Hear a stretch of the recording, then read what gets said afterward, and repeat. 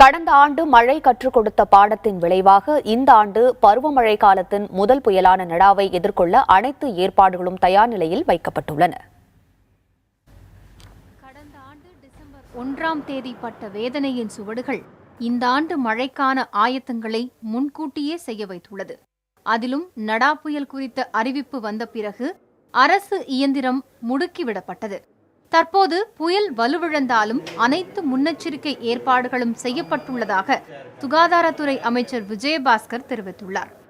சுகாதார செயலாளர் மூலமாக அனைத்து மாவட்ட ஆட்சித்தலைவருக்கும் அனைத்து அரசு மாவட்ட தலைமை மருத்துவமனை அனைத்து மருத்துவமனைகளும் தேவையான மருந்து மாத்திரைகள் கையிருப்பு வேக்சினேஷன் அதேபோல் நம்முடைய தேவையான ப்ளீச்சிங் பவுடர் அதேபோல் குளோரின் லிக்விட் அந்த மாதிரியான தேவையான இந்த கிருமி நாசினி பொருட்களும் அதேபோல் தேவையான இந்த ஆன்டி ஸ்னேக் வேணும் போன்ற தேவையான மருந்துகள் அத்தனையுமே முழுமையாக கையிருப்பிலே இருக்கின்றன. தேவையான அனைத்து முன்னெச்சரிக்கை நடவடிக்கைகளும் தயார் நிலையில் இருக்கின்றன. மேலும் மழை வெள்ளத்தால் பாதிக்கப்பட்டால் மீட்புக்கான ஏற்பாடுகளும் செய்யப்பட்டுள்ளதாக அதிகாரிகள் தெரிவித்துள்ளனர். நாடா புயல் சென்னைக்கு 330 கிலோமீட்டர் சவுத் ஈஸ்டில் இப்போது இருக்கின்றதாக ஐஎம்டி தகவல் கொடுத்திருக்கின்றது. இந்த புயல் வருவதற்கு தேவையான அனைத்து முன்னேற்பாடு நடவடிக்கைகள் தமிழக அரசு மேற்கொண்டுள்ளது. தமிழக அரசு ஒவ்வொரு மாவட்டத்திற்குமே அந்த மாவட்ட ஆட்சியர் அவர்களின் தலைமையில் இந்த என்டையர் கவர்மெண்ட் மெஷினரியை மொபிலைஸ் பண்ணிவிட்டு பல விதமான நடவடிக்கைகள் எடுத்திருக்கின்றோம். பொதுமக்களுக்கு எஸ்பெஷலி லோ லையிங் ஏரியாஸ் அவங்களுக்கு நம்ம தேவையான எவாக்குவேஷன் சென்டர்ஸ் ரெடி பண்ணியிருக்கோம்.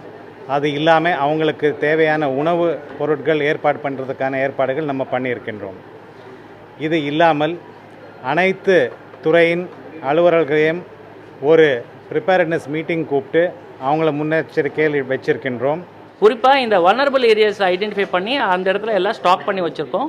அதில் எந்த விதமான பிரச்சனையும் வராது.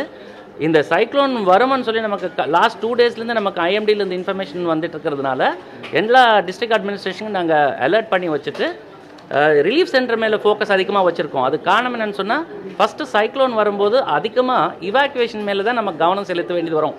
Because along with the Reigns heavy winds will come. First and foremost strategy will be to rescue and evacuate the people. So அதுக்கு ரிலேட்டடாக இவங்களை எல்லாம் ரிலீஃப் சென்டர் நம்ம ஹவுஸ் பண்ண வேண்டிய ஒரு நிலைமை இருக்கிறதுனால அந்த சென்டரில் இருக்கக்கூடிய எல்லா precautionary measures facilities food arrangements எல்லாமே லாஸ்ட் 2 டேஸ்லேருந்து நாங்கள் கலெக்டர்ஸ்க்கு எல்லாம் இன்ஸ்ட்ரக்ஷன் கொடுத்துட்ருக்கோம். அவங்க தயார் நிலையில் இருக்காங்க. புயல் வலுவிழந்த நிலையிலும் அதிகாரிகள் 24 மணி நேரமும் விழிப்பு நிலையில் வைக்கப்பட்டுள்ளனர். புதிய தலைமுறைக்காக செய்தியாளர் குழு.